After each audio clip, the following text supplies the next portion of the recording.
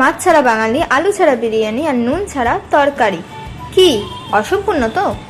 তাই তো আমি আইসক্রিমের ভান্ডারটা ফেলে না দিয়ে নুনের মতো প্রয়োজনীয় জিনিসের ভান্ডারকে একটু সৌন্দর্য করে তুলবো বলেই রেখে দিয়েছিলাম।